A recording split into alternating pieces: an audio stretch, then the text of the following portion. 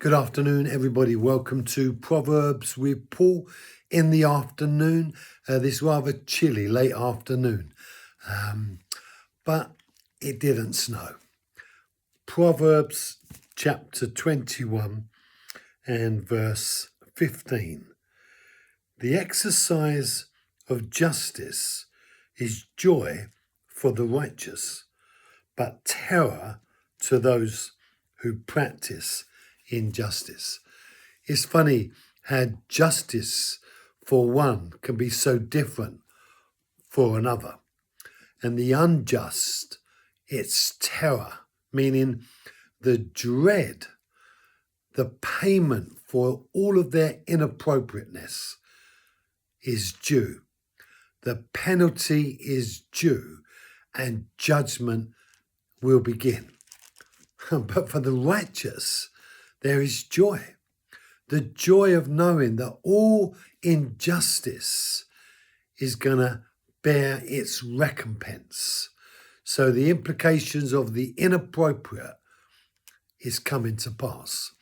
So justice being upheld has an impact on the righteous and the unrighteous. And for the righteous, there's joy, a sense of, well, that's how it should be. And for the unjust, oh dear, what's about to happen? Is that right, that God exercises justice? Why doesn't God just say, oh, well, you didn't mean it. Let's overlook it. Why does God need to recompense?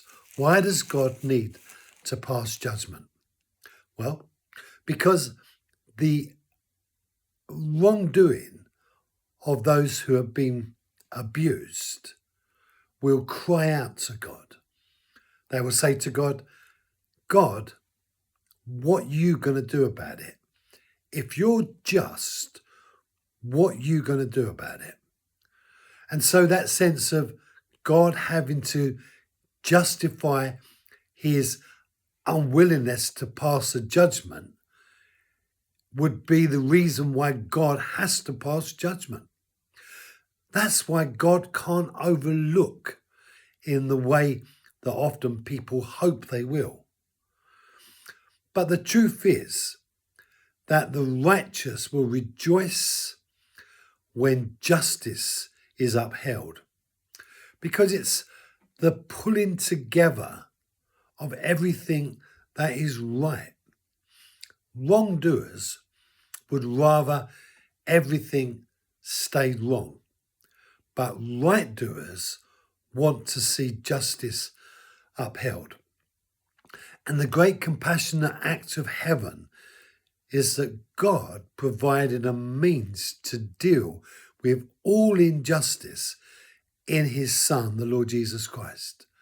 That when God sent his word to save the world, he did it because he himself was willing to bear the pain of all injustice. Incredible. Thank you for joining me. Be blessed. Have a great afternoon, and I'll see you tomorrow.